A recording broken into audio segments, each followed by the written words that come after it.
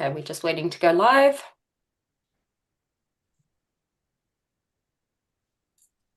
I'm going to let people in the meantime.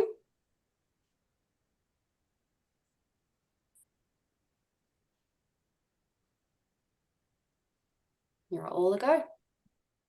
All right. Let me just close this door. Oh, my partner is cooking. Making a noise in the kitchen. Kaylin, you made it in. I did. Okay, for those of you that were not part of this drama, but all three lifts in my building were out of order, and I had to sit there for 45 minutes waiting for fire control to come fix it because I refuse to walk up like well over 20 flights of stairs. Yeah, I didn't know how many floors you had to go up, but I knew it was quite a lot. It's a lot. Yeah. It's a lot. Yeah, that's too many. So I did make it in eventually. But anyway, welcome everyone to this fantastic session in collaboration with Ultraspeaking. For those of you that watched my YouTube video from last week, I got to have a very fun chat with Eleanor here in London, and we got to talk through some of the exercises that Ultraspeaking does. And I actually learned about Ultraspeaking myself because I did their kind of like crash course fundamentals for public speaking, and learned that there was actually quite a lot that my brain was capable of managing past the anxiety of public speaking. And so it's a very fun way of learning public speaking, and I'm really excited for you to get to experience some of the exercises and things that I found really beneficial. This is going to be a little bit of a kind of a mini lecture with Eleanor, and then we're going to actually have an interactive component where we're going to actually call on some of you to come practice these exercises. So for those of you that are ready to volunteer, then be at the ready to unmute, and we'll spotlight you when the time comes. But without further ado, I'm just going to go ahead and introduce Eleanor. Eleanor is one of the lead coaches at Ultraspeaking, and I'll let her just tell a little bit about herself and dive on into the session. Fantastic. That was a great intro. Hi, everyone. My name is Eleanor. I am lead coach at Ultraspeaking. I was not always a public speaking coach. I was not born this way. I studied engineering, and I was a data analyst for quite a long time. And I was a very, very shy data analyst and engineer. And I thought that I was a very kind of shy, technical person, a studious kind of person, and very much not a speaking kind of person. And then I took a public speaking course in lockdown, and it ended up giving me confidence, totally transforming the way that I speak and the way that I see the world. And so I quit my job, put all of that engineering business behind me and data analyst behind me, and I became a full-time public speaking coach with Ultraspeaking. And it is now my mission and my career to share what I've learned in that transformation with all of you. So it's a great pleasure to be here with you today. And to kick this off, actually, I'm going to kick this off with a slightly interactive element. Do we have a chat available? Yes, we do. Let's see. How did you want to go about this? Well, basically, I just want to hear from people what they struggle with in speaking right now. So we can do that via chat, but you can also just like raise your hand and tell me. That can also work. I don't need the chat if it's difficult to get hold of. I just want to hear, what do you struggle with in your speaking so that I can make this workshop as tailored to you as possible? And I want to hear a little bit about your stories and where you're at. Oh, we have got a chat, a vocal chat.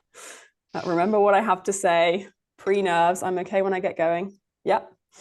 I struggle with forming words. I don't know why, my mouth gets really dry. Yeah, that's common. Mouth gets really dry, but the hands get really sweaty. Strange. Saying all the time, the anxiety, nerves, breathing. Okay, I'm seeing a lot of nerves, losing my train of thought and fear of being interrupted. I have so much anxiety that I black out and have no idea what happens. More common than you would think too. You're not alone. Audience judgments and their faces. Being too committed to how I write something and not trusting what I say will be as good. That one feels common in this space. Laura, do you want to unmute yourself and tell me a bit about what you mean by that? Certainly. So for me, when I prepare to give a lecture, give a presentation, or something to that effect, I'm very prepared. I do my research, I write it down, I play with the words, I say the script out loud so that I switch words that are easier to say, even though it might be a better word on paper. But when it comes down to it, I'm so committed to the perfect flow of what I've written that once I get up there, I don't give myself a license to deviate and ad lib as much or be comfortable just speaking about what I know to be on the paper because I'm like, oh, I wrote it down so perfectly. So it's kind of a capture problem that I have. Yeah, so it's like I wrote it down so perfectly. So it's like the improv thing that comes with being a speaker in front of people feels really overwhelming because the idea was perfect the way that you wrote it, and anything you say in person wouldn't live up to that. Right? Okay, so the pressure of speaking. And Catherine says I go into ad lib, and that's what makes me run out of time. So we've got two opposing points of view. Just show of hands, who's kind of in Laura's camp? Who has a fear of the ad libbing and the improvising on the spot? Ruth Ann's hand is up. It's hard for me to see you all because I mainly see my face in big, which is a bit terrifying. I see Megan's hand up. Patricia's hand up. Okay, so we've got some people here. And who is on the other camp? Who goes into ad lib and kind of rambles? And that's what makes them run out of time. Christine's hand was way up. Okay, we've got Kayleen and Kate on that journey. Okay, cool. So we've kind of got two ways of dealing with the nerves of public speaking. One way of dealing with that is to over-prepare, to script everything and think about it very analytically and then stick to the script and become very afraid or overwhelmed when we can't stick to that script anymore because life happens and the presentation breaks and someone asks you a question you weren't expecting. And the other way is, I guess it's not really a way, but it's more of a coping mechanism, which is while you're speaking, it starts to become overwhelming. And so we just fill the space. We fill the space with words because we don't know what else to do. But both of these problems have the same root. The root of them is like, I am a bit worried about being judged when I'm speaking in front of other people. And so this workshop is about clear speaking and finding your voice. But it sounds like from what I'm seeing in the comments, the first thing we need to work on is confidence and struggling with your nerves while you're speaking. So what we're going to do is we're going to play a little game that's going to challenge the way that we approach speaking. I'm looking for someone who is in the Laura camp of things. So someone who's a very analytical, likes to think things through kind of person to do a speaking exercise with me, where I'm going to ask you to do something very unanalytical, very on the spot, very improvised, and see if we can play with how nervous and confident that makes you feel, which I can see a lot of people not looking at me right now. So I can see that this is a terrifying exercise. Laura, you're allowed to volunteer yourself if you want to, by the way. I'm just looking for one hand. It's just a couple of sentences that you have to say. It's not as terrifying as it sounds. Claudia, hello. Welcome to the floor. Claudia, tell me a little bit about your relationship with speaking. Well, I was a professional ballet dancer, so audience doesn't scare me. What scares me is that when I dance, I never spoke. So it's a different kind of nerves, you know. So, and as ballet dancers, we are taught to always be structured, like don't ever improvise because that's not ballet anymore. That would be modern dance. So that transfers to my academic kind of public speaking as well. And I'm in Laura's side, but I'm also in like the rambling side of things. So I get nervous and then I start rambling. I'm like, am I rambling? Let me stop. So that's what I do. You don't have to be one or the other. You can be both. I'm a bit of both sometimes too. So it sounds like for you, performing was fine. It was a place where you were like, you're happy dancing, you know the performance, you know the steps. But as soon as it's you in front of people and they're looking at you and asking you questions, that's when it becomes a bit scary. Is that right? Yeah. Okay. You're correct. And what happens to you in that moment right now? Well, right now I'm in the spotlight here on Zoom, so I do know that people are staring at me. I get sweaty hands and my heart is, I don't know what my heart rate is right now, but I'm pretty sure it's in the hundreds. Well, quick show of hands. Can people see like Claudia's nerves right now? Or maybe write it in the chat. How does Claudia come across to you as she's standing or sitting here talking to me? Confident, calm. Wow. Good. That's Yeah. not how I feel. Yeah. How you feel is what? Heart beating? Yeah. I'm not calm. I guess my face is saying something else. Yeah. So this is something that we'll explore throughout this workshop, the idea that what you feel on the inside might not be coming across on the outside. Things like a fast heartbeat. Turns out you can't see through my chest. You can't see that, right? And you might be coming across more calm and more confident than you think you are. So we're going to take that into our first game, Claudia. What you're going to do is I'm going to give you a game called Rapid Fire Analogies. And this game challenges the kind of analytical thinker in us, because you're going to get 2 words coming up on the screen and you're going to complete the analogy, complete the sentence with whatever makes sense. And the idea is kind of not necessarily to make sense, but just to challenge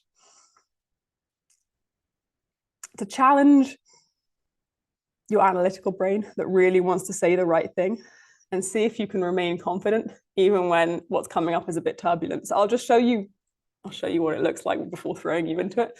2 words coming up on the screen. Toothpaste is like dinosaurs because some of them are squishy. Being hungry is like an eraser because it takes away my pain. Gardening is like entrepreneurship because I have to think about where I put things. Goal setting is like waiting in line because sometimes you've got to be patient. Americans are like hitting your brother because I think those are 2 opposite things. A surprise party is like scarecrows because sometimes it's chaotic, right? 2 words, complete the sentence. Wow. How are you feeling, Claudia? I'm very nervous. Yeah, very nervous. I'm not sure if I'll be able to, but I'll try my best. Let's get a little round of applause for Claudia. Let's get some quiet cheers for Claudia before she takes us to the stage. I'm going to give you 6 rounds at 4 seconds. You've got that. You've absolutely got this. Give it your best shot. Oh, God. A lawyer is like growing up because they have mature jobs. Good. Cooking and sleeping because it's nature to my hands. Share of vodka is like an iPhone because you're drunk and texting. Friendship is like products because Apple is great. Blue cheese is like unicorns because they taste unicorns don't taste well. Getting sick is like YouTube because I don't think they're opposites. Nice. Awesome. Really, really cool. Everyone, again, pop in the chat. How does Claudia come across? What's the main energy? Give her some nice thoughts and love for what you saw. Fun, excited, joyful, fun, a great job, great and engaging. Does that resonate with your experience of it, Claudia? Well, I thought I was sometimes saying gibberish, so I think people give me confidence, right? And all these nice comments make me feel the opposite of how I was feeling at the moment. So it's really nice to hear from everybody. Was it gibberish? Did we notice the gibberish? Kaylin says no. Kate says, I'm seeing some no's. Nope, says Hannah. I'm glad. In the chat. Thanks, Do you guys. believe that? Sometimes I believe it in even, in a seminar, like in my academic seminars and stuff, because also English is not my first language. So I got extra nervous about thinking quick in English. I think if I will do this in Spanish, I will be probably faster, but maybe not. So maybe it's gibberish, maybe not. Or maybe it's just my brain telling me that it's gibberish at the moment. Yeah. So this, I feel like, is the key foundation, this moment here of all things speaking, which is that all the time throughout this entire experience, Claudia, you're telling me, I'm not going to do a good job. Oh, I feel really nervous. Just before the rep, you're like, I feel really nervous. I'm not sure I can do this. Bam, you did it. The feedback you get was it was fun, it was playful, it was exciting. It didn't sound like that much gibberish for a game that is forcing you to be gibberish, right? You did make some kind of sense out of it. But yet, you're unconvinced. Like your brain is still like, I didn't love that, could do better. If only I'd done it in my native language, if only X, Y, Z, if only no. This is like the fundamental trick that your brain plays on you in speaking, and not just you, everyone in this room and me included, which is that we are our own worst critic. How you feel on the inside isn't coming across on the outside, right? Yes, yes. And that has been true for my professional dance career and right now in the academic world. We are our own self-critics for sure.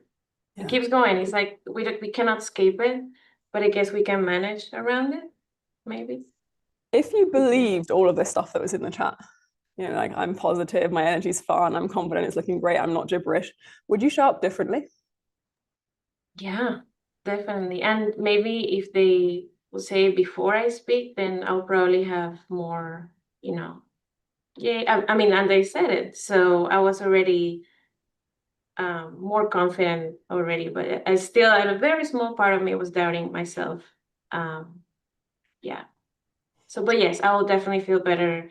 I know that I will have the support of people, they don't want me to fail.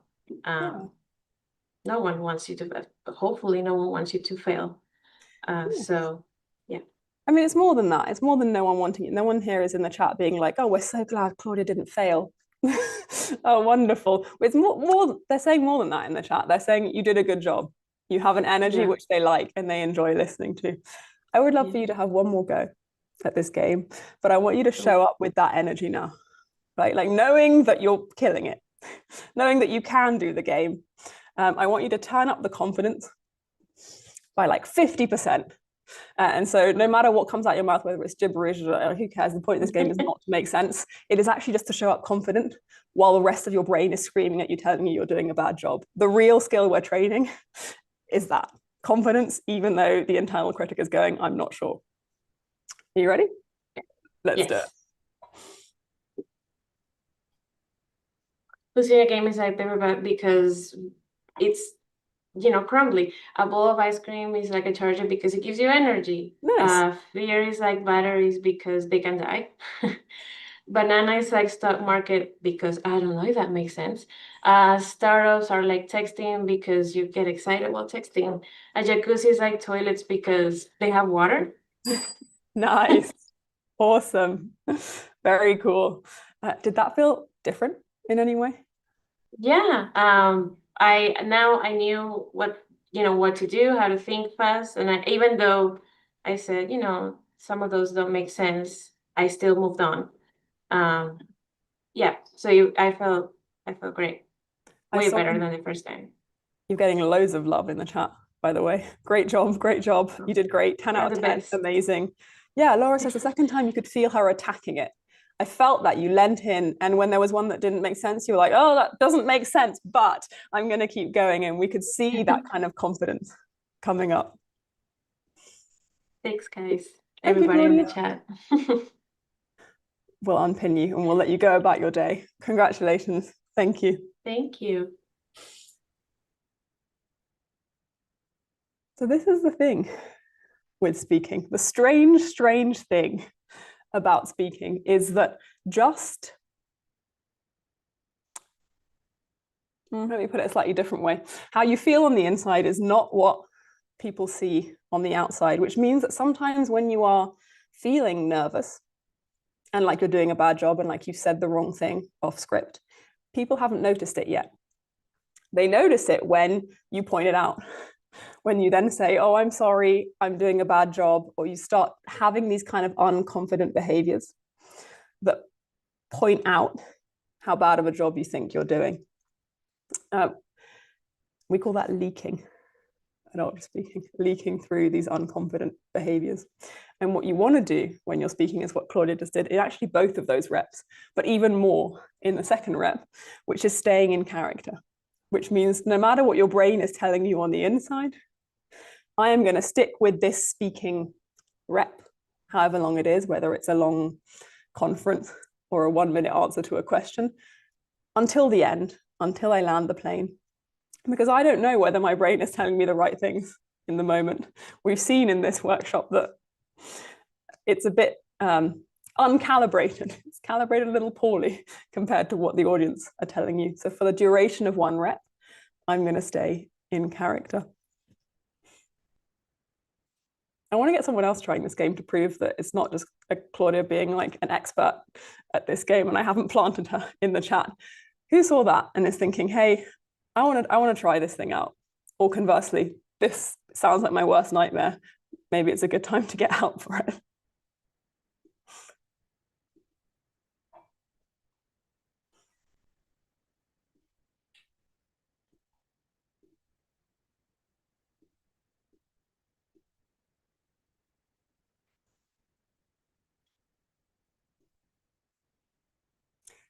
Dalton, does I see Jazz? Does that mean that someone raised their hand and I didn't see it? Okay, Jazz, welcome. Hello, nice to meet you. What's your story with speaking? Oh, hey. So I feel like for me, like I have a very neurodivergent brain because I feel like my brain operates like 3 times faster than my mouth. So I'm just like, oh, there's 2 sentences trying to come out at the same time, and it just doesn't sound good. Or like sometimes it's like I'll just be talking and then I go off on this little tangent, just side explain something, and then I'm like, oh, come on, because I've been told like I'm trying to connect the dots with how you speak.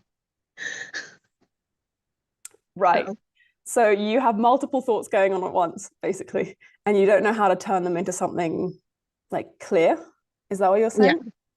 yeah. So if I'm planning to speak or do any type of engagement, I'm like sitting here with like, let me make my notes of like 3 different things that I'm going to talk about, and we're going to stick to those things. And it's like, oh, what if I forget that part? So, Okay, interesting. So actually, this sounds like kind of the opposite case of what we were doing with this game. With this game, we were trying to take someone who is like quite script driven out of their shell into the chaos of improvisation and see if they could like deal with the nerves that come with that. And you're kind of saying like, I have the opposite thing, which is like, I have too much improvisation going on at once and I want to be able to stick to my script. Is that a fair summary? yeah. Yeah? Yes. Okay. So let's do the opposite game with you. Let's build you a script instead of breaking you out of the mold. I'm just going to give you guys all on this workshop a kind of whistle stop tour of what we do at Ultraspeaking, and you can pick and choose from these exercises what works for you, what feels right for you. And so the first exercise is kind of staying confident despite the turbulence of your inner critic telling you you're not doing a good job. This one, Jazz, I'm going to get you to focus and find clarity while you're improvising in the moment. Do you have something like a speaking thing coming up? Do you talk about your project a lot? Do you have like something you're working on? Right now, yes, because I am developing a German language course. I taught for the very first time this summer, and now I'm doing it again for the fall, and I felt like I was all over the place because I'm like, I've never done this before. Let me stop you there. We'll get this explanation live in the exercise. So what I'm going to get you to do is I'm going to give you 1 minute. It's going to look like this, but just like a little timer up there. 1 minute. Okay. And I'm going to give you 1 minute to explain your project to everyone in this room. And this is like unfiltered, whatever comes to your mind, explanation of the project. And then I'm going to use time constraints. So I'm actually going to cut the time in half and ask you to explain the same project to us again, to try and force a bit of clarity out of what you're saying. So for the first time, 1 minute, just tell us about a project that you're working on. Okay. Make sense? Okay. Here we go. Okay, so for the most part, I'm multilingual. And when I eventually got to college, I started learning all these other languages based off of friends that I had met. And I realized that I did not like how it was being taught. So when I started doing independent research after my undergrad, I realized that I really wanted to develop my own method because I felt like it's easier to build a foundation by building out formulas of what is the sentence structure and then putting the pieces together. Like, what's your subject? What's your verb, and then what's your object? What are you trying to say? And then from there, it's more of like, you don't need to know every single thing in that language. You just need to know, what do I normally talk about on a daily basis, and just learn that. Cool. Okay, we don't even need the full time. Jazz is done. Okay, question for everyone in the audience. I would like you to open up your chat and write in what, in one sentence, what's the main point of Jazz's product? So what we're testing here is like, how clear did that idea come across? And while everyone's doing that, Jazz, how did that feel to you? Well, first of all, I felt kind of nervous because I was like, I don't know if I'm gonna like start deviating or like having to filter out which details are important, because sometimes in my mind I'm thinking, okay, there's aspects of why did you learn that? Or how are you learning, like all these resources? Like there's a whole thing. Like I've got like 30 pages worth of why I do what I do, or why I research what I research. So I'm like, what is relevant and what do I need to stop? Like, don't go off on a side tangent. Yeah, so you're prioritizing basically on the fly. And how did you do that? I kind of just filtered out in my mind. I was thinking, okay, why did I do this? And then, well, why am I doing this? Like in terms of what got me here. And then aspect of what are the main things that I'm really trying to convey from my research. So start with why, and then what is it? Yeah. Ooh, I realize I've still got the timer running. Let me get rid of that. So let's open up the chat and let's see what people think your project is about. So I've got simplifying learning German by focusing on important real life speaking skills, developing a concise and purpose-driven language course, new language learning technique being built. You've seen a gap in the method and seek to fill it better. Simplify the way of teaching German, a better way to learn languages. Language learning is about solving your most common speaking use cases. How accurate does this feel to you, Jeff? I feel like that pretty much sounds on point. So I'm kind of, in a way, it makes me feel like I'm glad I got my point across. Yeah, it sounds like the feeling of speaking on the inside for you is different from the reality on the outside, in the sense that I think sometimes we have this expectation that speaking will feel like the finished product. So when we write an email, we write an essay, we spend time drafting it, sometimes hours, and then we press send only when we're happy with the final draft. We've done all the editing, and then we press send and we're like, oh, look at this wonderful final draft. When we speak, we are drafting and editing as we are speaking, right?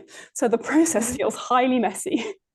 But that, like by default, that's a feature, not a bug of speaking. Speaking feels messy because you are editing while you are speaking. But that doesn't necessarily mean that the output is messy, right? And so it sounds like, from what I'm seeing in the chat, your main message got across. Okay. Yeah. So how you're feeling about your speaking might be different from how it's coming across. Absolutely. That's a really great way to put it. It's funny, I'm sensing a theme in this workshop. I'm sensing a theme of people who judge their speaking quite a lot more than they should be. Is that, like, how does it feel when we land on that conclusion, Jazz? I feel like that's kind of like what you just said about like just like editing and like what I'm saying, because I'm like, oh wait, no, that's not true. Or I'm like, oh, they're not going to understand what I'm talking about. So let me backtrack. And then I'm like, I notice that even in conversations where I'm just like, let me backtrack. And then it's like, but wait, I need to get to the point before I lose their attention. Yeah. Yeah. Which is like part of the process of speaking. It almost, when you say that, it makes me feel like you are a good speaker because you are paying attention to all of those things that you need to be paying attention to when you're speaking, which is like, are people watching? Have I got to the main point? I think a poor speaker would be someone who wouldn't have those questions in their head at all and would just be speaking. But let's do the rest of the exercise. Let's keep going down it because I promised an exercise and I think it'll be interesting anyway. So now what we're going to do is I'm going to give you 30 seconds to explain the same project to us. So it doesn't mean like squish everything into 30 seconds. It means, can you prioritize of the stuff that you just told us?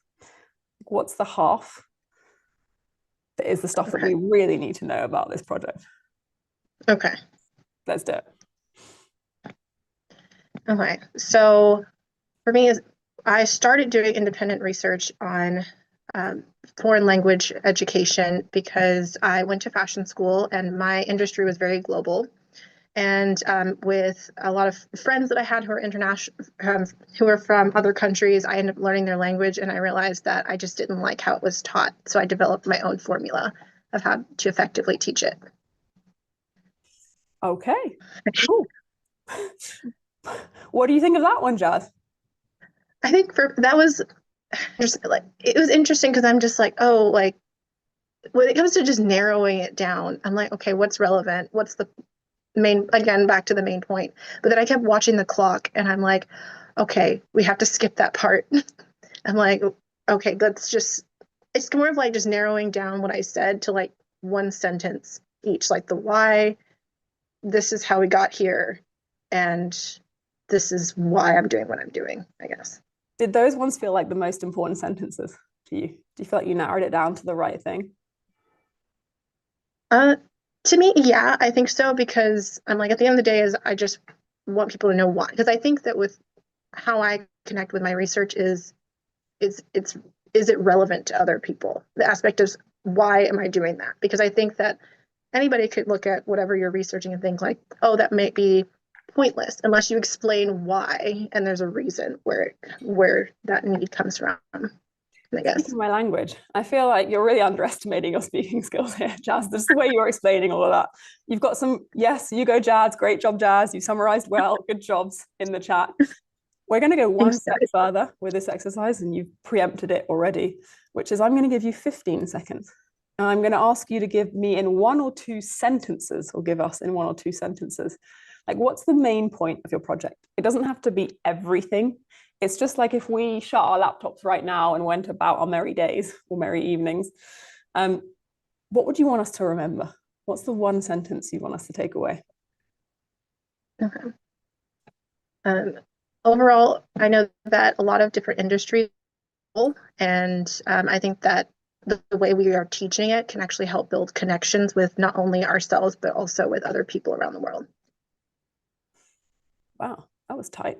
Awesome. You cut off for me a little bit in that, so I actually didn't hear. I'm going to ask you to repeat the sentence again because I didn't hear all of it. Could you? If I can remember it exactly the way I said it. Another version of it is fine. You can do a level up, a better version if you want. Okay. I won't give you the time, but just tell it, like you can just tell it to us. Okay. Yeah, I think that from learning multiple languages and working in a global industry is that it's the way we teach language is very, very much effective in terms of how we're getting people to make it relevant to them based on what they're doing in their career. So you make language relevant to what people are doing in their career. Yeah, essentially. Is that what you do? Yeah, that was really hard. The 15 seconds is really hard. I was just like, my first inclination is let me like get my little sticky note and let me write down a couple of things that I want to say. Right. Yeah. So this is the same theme I think that's been coming up around improvisation in this workshop that we've been doing so far, which is that especially if we're kind of academically orientated, our tendency is to pick up a pen, think things through, write it out, get the script perfect. When in reality, the thing you'll be doing on the other side of all of that is speaking, right? And so you might as well practice the thing you're going to be doing while you're doing it, because a lot of the difficulty from speaking doesn't come from the stuff you can fix by writing out the script beforehand. It comes from all the stuff that you can't control, even though you have the best script in the world. Things like only having a short amount of time left, or getting asked a question you weren't sure you were going to get asked, or having a room full of 40 people staring at you speaking while you're doing it. Those kind of uncontrollables are the things that you want to practice. And so you were great, as Claudia says. Jazz, you were great. Thank you, guys. Let's get some love for Jazz in the chat, because I was a bit hard on her. I didn't ask you to give her any love. So please pop in some compliments for things that you think Jazz does really well in her speaking, so that she can go back on her merry day and feel good about herself. Thank you for volunteering. That was Of awesome. course. I hope that was helpful. And we'll pop you back in the crowd off the sweet spot now. Look at all of that amazing love for Jazz coming in. So that method that we just did is something called the accordion method, because you squeeze it in like an accordion. And the second half of the method, which we won't torture Jazz by putting her through, is when you come back out the accordion, i.e.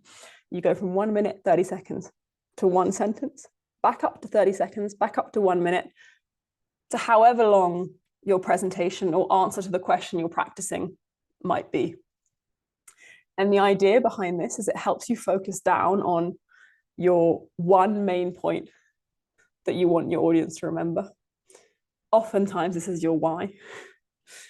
Before you start adding in the stories, the details, the data, the facts, the stuff that feels really important to you. So I use this method basically anytime I have to prepare anything, whether that's a big presentation or just I'm going on a podcast and I want to prepare the answers to my questions, or I have a meeting tomorrow and I want to prepare my meeting update. For me, using time constraints is one of the best ways to prepare speaking, because you get to prepare the improvisation of speaking while you're doing it. So now I want to tie this all together. We've been dancing around this concept of staying confident while we're improvising, while we're getting asked uncertain questions on the spot, and also having a clear message that we're preparing in advance with this accordion method. And I want to see if we can do both of those things at once, right? So if I can get someone up here and ask them a question, any random question, and then teach them how to have one clear point at the end of what they're saying, first time, without going through that accordion method to get to the end. So now I'm looking for another brave volunteer to play along with me on this game. I promise you I'll take you through the process. Dalton has sacrificed himself already. Come on up. Welcome. Hi, Dalton. What's your relationship with speaking like? Well, it depends. In a social setting, I do a lot of it. But I think as far as like public speaking and such, I run into where like I can do public speaking, but it gives me anxiety and I just kind of ramble through my thoughts as they like hit. But I feel like my brain runs faster than my speaking. Yeah. So then I have to like stop it and back it up and be like, oh no, like I meant to say this, but I couldn't get the words actually out. Yeah, so kind of like what Jazz was saying about having like loads of multiple ideas at once, but Yeah. yours is more a version of like my brain goes faster and then I get lost in some loop where I've lost the structure of what I'm trying to say. Yeah. And that's what kind of speaking do you do? Is that when you're in front of other people? Yeah, so I'll do a lot of like presentation speaking, or I'll do like seminar classes and stuff like that. So I'll teach ground schools for pilots and stuff like that. Like that's my bigger talk. And so presentation style more than anything. Okay, so this is you are the perfect candidate for this. We've got you in front of people, presentation style, and you profess to be a kind of rambler who loses their train of thought or can't keep up with themselves while they're speaking. So you are perfect for this. Thank you for sacrificing yourself. It'll be fun. What I'm going to get everyone to do is I'm going to get a couple of people to write in the chat, anyone who's willing, a question that we could ask Dalton. Any question, something you want to know about him, his work, something, a random title, so that you know that I'm not, I don't know, planting this. This is up to you to decide what Dalton talks about. And I'm going to give you 1 minute to answer that question. Okay. And then what I'm going to do is I'm going to give you some tools to help you answer that more clearly the second time round. But who knows, you might ace it the first time round. Okay, straight out the bat with some really good questions that I actually want to know the answer to. So let's do, how does an airplane stay in the air? How does an airplane stay in the air? Only 1 minute to answer this question for you. Okay. Are you ready? Yes. Let's do it. So an airplane stays in the air using two concepts. That's thrust and lift are the major concepts.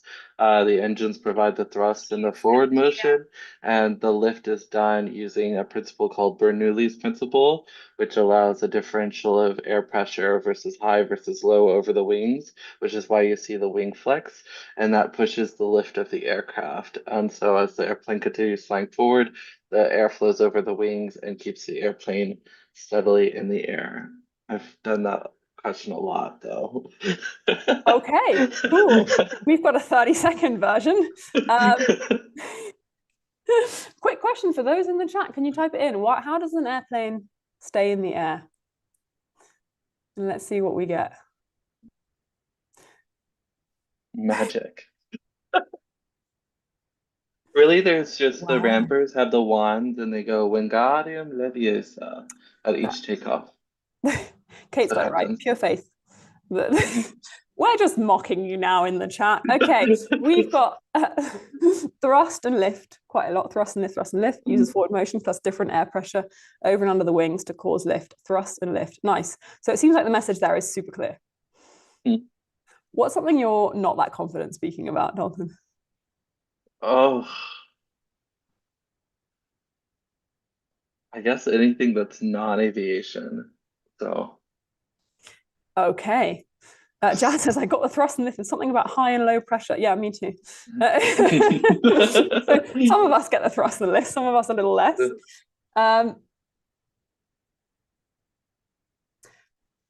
Something that's not aviation. Let's get a question in the chat that isn't aviation. And let's see what happens to Dalton's clarity when we give him something that he's less familiar with.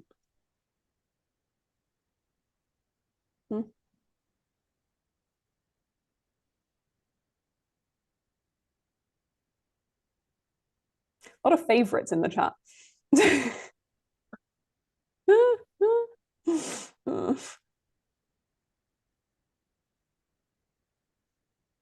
Yeah, what is a great plant to own and why? That's a random one.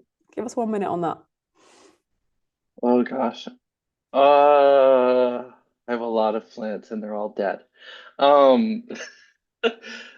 I think a great plant to own is going to be like a vine plant almost, like the droopy plant, because it is easy to take care of and it provides a lot of volume and depth for your apartment or house or wherever you live, and you can place it around it so it provides not only decoration, but also an ease to actually an ease of taking care of it, so you can leave it and come back to it and it'll still be alive.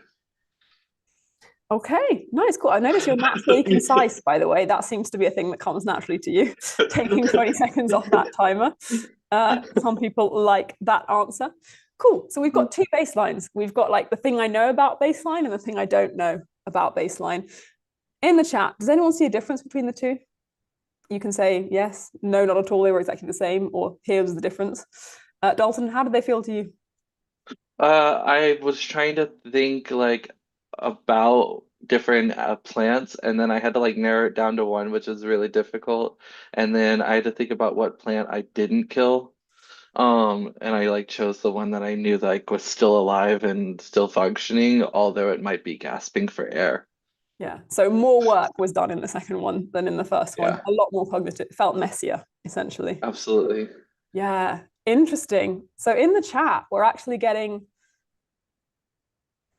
pretty similar for both of them. More specific with details in the first one, but more confident with the details, but pretty similar in terms of like, it's a pretty subtle difference between the two of them. Reading the slower delivery, which definitely, because I had to like think through the thought process and like I had to like slow down my thinking because that then I could get it across and it actually sound like legible, if you will. If things can sound legible. So it's interesting how you picked out, by the way, like everyone's saying good things and you picked out the one thing that could be a weakness of yours, by the way. I actually think slower speaking is a strength. I'm always pro slower speaking if it's done without hesitancy. But notice how your brain like immediately goes to the thing that you think you could improve on, rather than the bunch of people who are saying like, actually, you talk pretty confidently, whether it's about plants or about planes. Both of them sounds pretty good, which tracks, by the way, all the stuff we've been talking about, that inner critic being loud. The second one sounded like you were asking a question for validation, but the first one, you said it as it is. Megan, do you want to unmute yourself and tell me what you mean by that? I love that comment. Oh my God, talk about nerves speaking to everybody. It's like, there you put something in the chat, or do you end up on screen? I think I kind of meant that, like, when you were saying it, you said it so succinctly in the first one, because you were like, this is a fact. This is how I know what it is. I know it works. I know about the science behind it. It's been proven. It is there. I'm just going to share it. And then the second one, you only just had like a tiny, tiny little element to it that you could just hear, like you were going, I think this is a good answer. I think I'm gonna kind of go with this, but I'm open to people maybe like not agreeing with me. Whereas in the first one, you were just like, no, like if you don't agree with me, then that's your problem, not mine. Yeah. So it's almost a difference in like kind of energy between the two, not really in the quality of the answer, because we can agree or disagree with the plants and the planes either way. Maybe not with how planes fly, but in the vibe that you felt from Dalton. In the first one, he was like, yes, this is it. And in the second one, hesitancy. Awesome. Yeah, because what you said about plants was like completely fine. Like what you chose to say was fine. It was just like a tiny, tiny little energy thing. Yeah. Amazing. Thank you, Megan. You can go back to the chat. The safe place. I'm gonna go hide now. You did good. Yeah. I think it's because people could readily disagree with like the plant, like with the plant answer. It could like it's such an opinionated answer that like my answer could not necessarily be the one that's correct. And like what I said was facts about the plant, but maybe that those facts could be applied to other plants too. So not necessarily that one. So if somebody came and counteracted it, they absolutely could. And they would also be correct.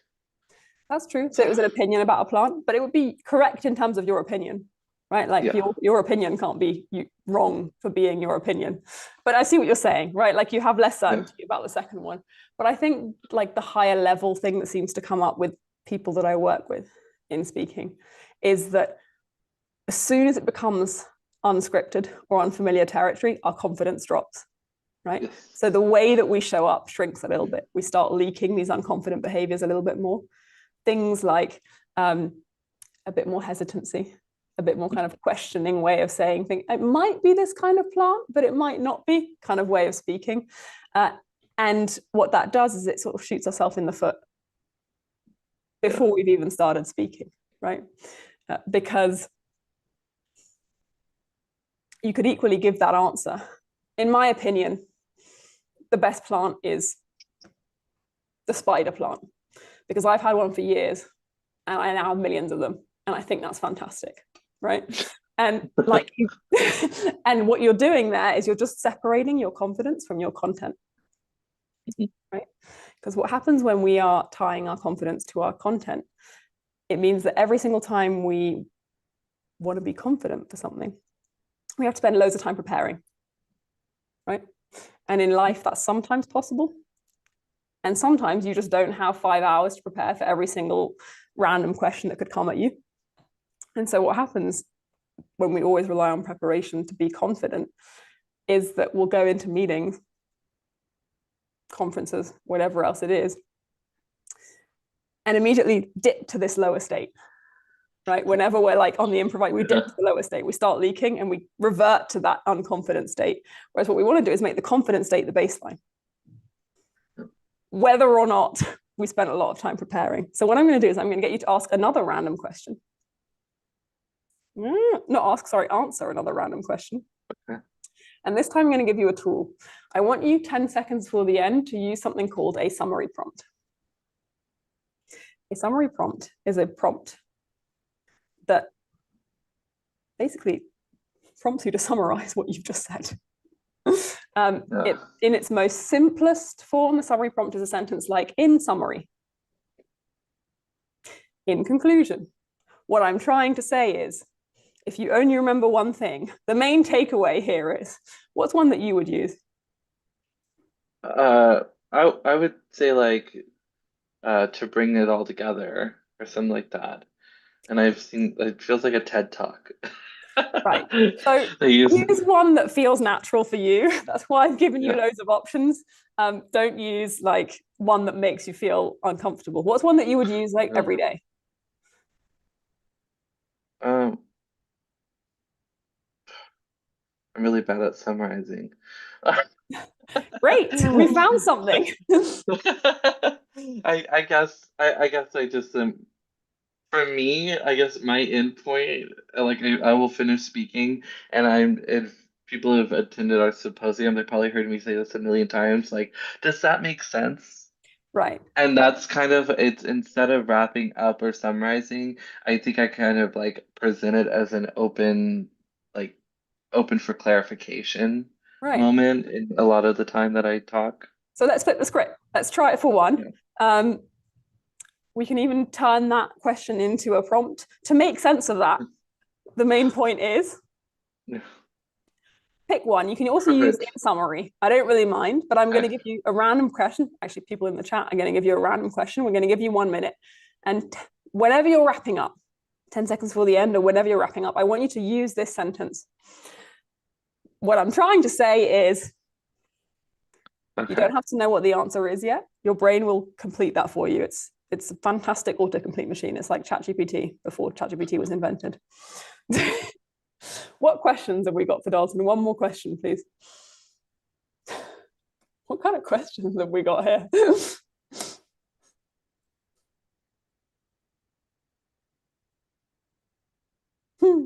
If I had to get a dog tomorrow, I would pick. If I had to get a dog tomorrow, I would pick.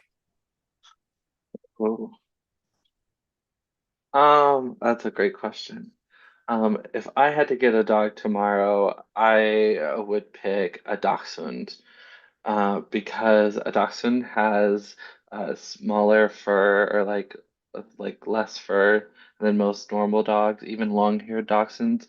They're smaller, so they're more compact for the apartment, and they're usually a little bit quieter. And then but they exude confidence when they need to, and so then they can actually like provide some nominal defense or alerting systems for protection of the household, if you will, but they're also cuddly and make great companions as they burrow down. So to summarize, I would say that the dachshunds are easy to take care of and provide easy alerting system and great companions. Nice. Awesome. Wow. Very cool. Love that. Let's put some interesting things we noticed about the summary in the chat from Dalton. Like, did it? Yes, we got smashed it. So clear. Well done. Nailed it. Convinced me. Concise and articulate. There we go. How does that feel to read that, Dalton? Good. That timer is like I was watching the timer and I was like, that's 3, 2, 1. Yeah. In real life, you don't get timers. At Ultraspeaking, we turn up the pressure so that the real life feels easy. That's why we do it like that here. Yeah, we didn't notice the summary. I think that's what Hannah is saying. We didn't notice that you felt stressed. That was great. You didn't seem stressed. It felt like you were speaking from experience. The summary sentence was a niche springboard to collect your thoughts and stick the landing. Summary prompts are amazing because they allow you to collect your thoughts when you're going on overdrive, and they also allow your audience to pay attention to the most important point that you're making. I don't know if any of you noticed while you were listening, when someone says to me in summary, my main point is, I start listening again, right? It's like a intuitive response. So thank you, Dalton. Yeah, thank you. Thanks for taking the hotspot, and congratulations on your solid rep. We've got a few minutes left of this, so I actually want to give everyone a go at this last exercise that we just did. And what I'm going to do is I'm going to ask all of us. By the week. Yeah, at least. I'm going to ask all of us a question. And I'm going to pop the timer up here for 1 minute. You can all stay on mute unless you particularly want to unmute yourselves. And as you're wrapping up, I want you to use one of these sentences. So what I'm trying to say is, in summary, my main point is you pick the one that you like. In a nutshell, one of my favorite ones I heard recently. And you're going to practice answering this question and using this prompt at the end so that everyone gets an experience of what that's like. So let me get my little timer ready. I'll mute myself and I'll do it with you. 1 minute. I'd like you to tell us about a project that you really enjoyed working on, current or past. 1 minute. Here we go.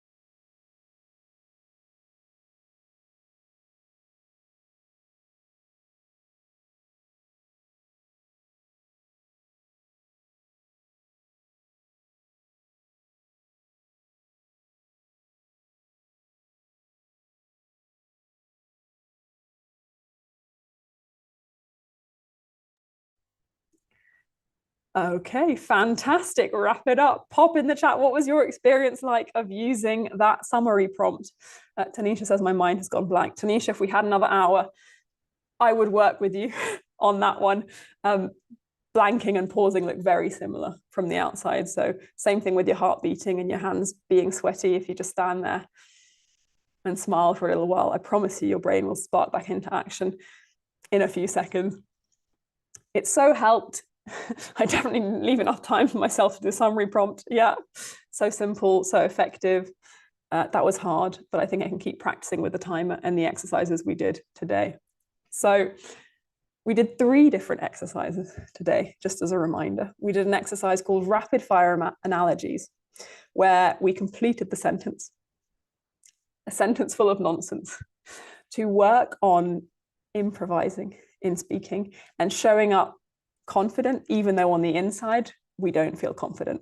And we discovered pretty quickly with the chat today that how you feel on the inside doesn't necessarily come across on the outside. With all 3 speakers, they reported feeling something different on the inside than what we saw on the outside. With Jess, we worked on the accordion method to help her find her one sentence. That's a method you can use to prepare your speaking in advance. And then we put the improvisational style of staying confident and the preparation and advance thing together. And we just used summary prompts to help you find your main message in the moment, on the fly. And that's a sentence that you can use to wrap up anything you say. At Ultraspeaking, we have a whole bunch of courses. The main one is called the Fundamentals course, and where we learn all of these tips and more. And if you are interested in more stuff, I do have a little link to a playbook for you that you can download by scanning this QR code to learn a little bit more. This is like a 5-day email course to learn a little bit more about the things that we learned today at Ultraspeaking. It's got some concrete tips, including the accordion method. But in summary, for me, really the main point that I'm trying to make is that speaking feels messy by default. It's normal if you feel like you're struggling when you're speaking. It's normal if your inner critic is loud. That doesn't necessarily mean that you are doing a bad job. You can be a phenomenal speaker and feel a bit messy on the inside. Those 2 things can happen at the same time. And the 3 speakers we saw today proved that. So thank you very much. Thank you so much, Eleanor, for this session. As you all have seen, there's quite a magic to the Ultraspeaking method. I got to do so many of these exercises during the class that I did, and I will say that I also struggled at the beginning, and I became quite fun. We will have a discount code for you all, but it's going to take about 24 hours in order for us to get it.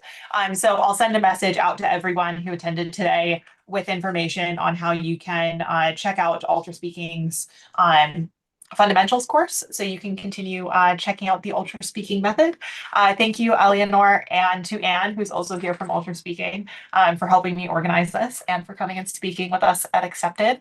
And for those of you in Accepted, I will see you, or I won't see you, but Kate will see you tomorrow for developing your writing practice with Dr. Andrea Severson.